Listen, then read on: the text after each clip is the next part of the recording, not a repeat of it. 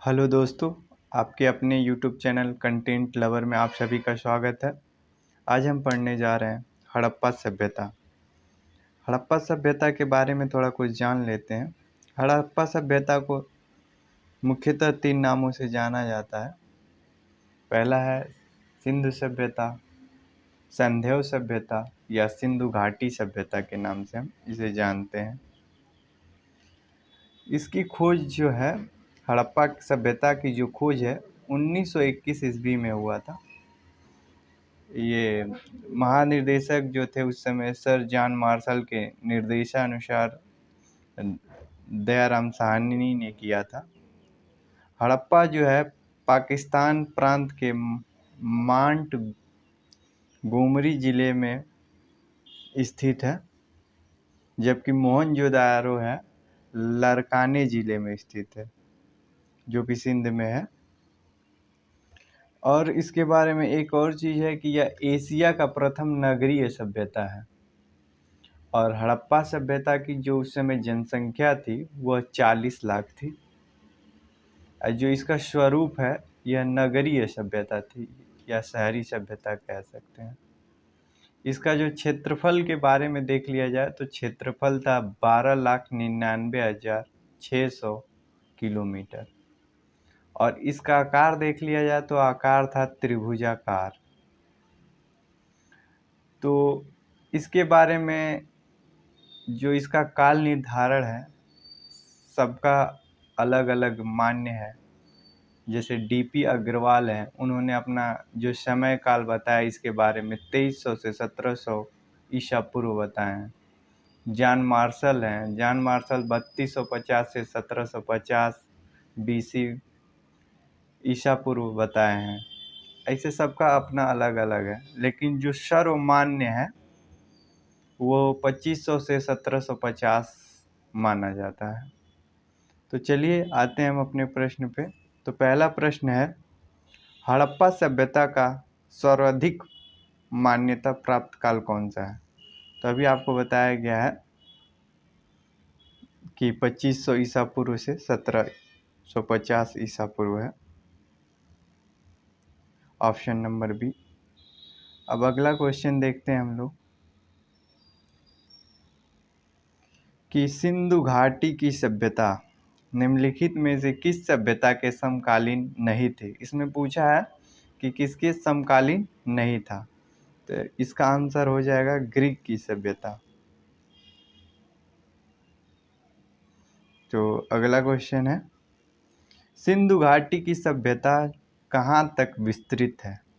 तो इसका आंसर हो जाएगा answer number d, Punjab, Rajasthan, Gujarat, Uttar Pradesh, Haryana, Sindh और बलूचिस्तान। आंसर हो जाएगा डी इसका। अब अगला क्वेश्चन है क्वेश्चन नंबर 4, सिंधु घाटी सभ्यता में घोड़ों के अवशेष कहाँ से मिले हैं? तो इसका आंसर हो जाएगा आंसर नंबर 1, सुरकोटदा।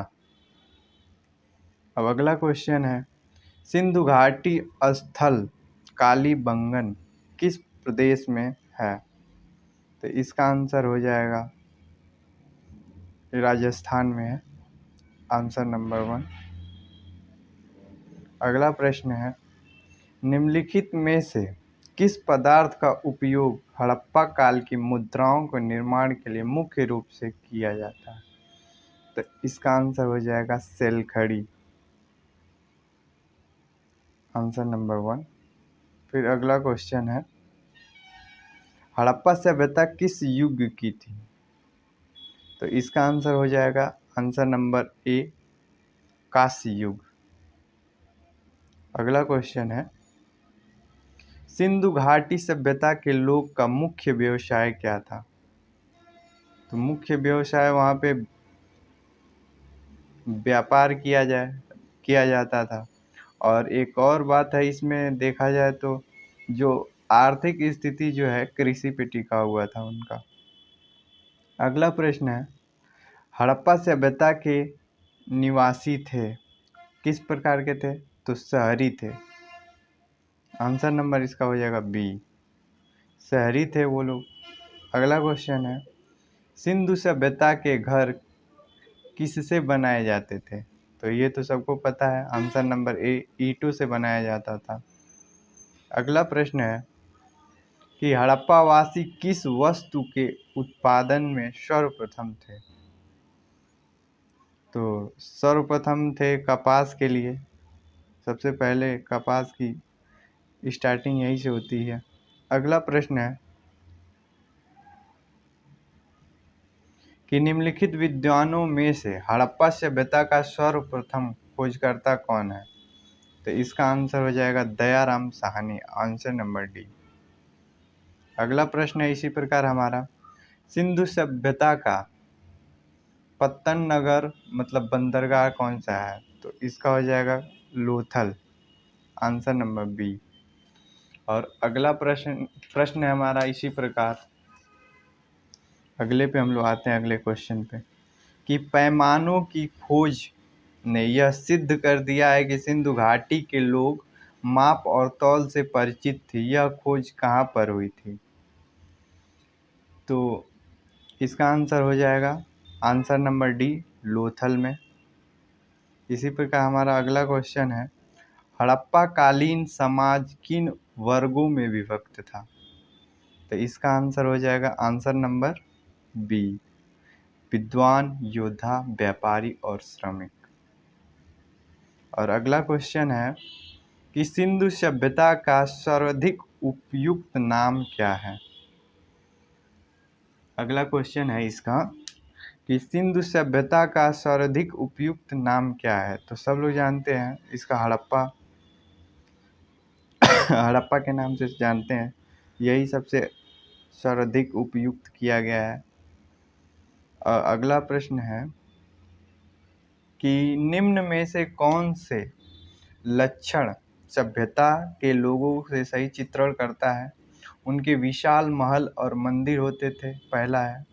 दूसरा है वे देवी और देवताओं दोनों की पूजा करते थे। और तीसरा ऑप्शन दिया है, ये युद्ध में घोड़ों द्वारा खींचे जाने वाले रथों का प्रयोग करते थे। नीचे दिए गए कूट का प्रयोग सही कथन में चुनिए। अब बताना है कौन सा इसमें सही है। तो इसका आंसर हो जाएगा आंसर ए, आंसर ए दो। दूसरा जो है वे देवी देवताओं के दोनों की पूजा करते थे। थोड़ा सा इसमें कंफ्यूजन लग रहा है,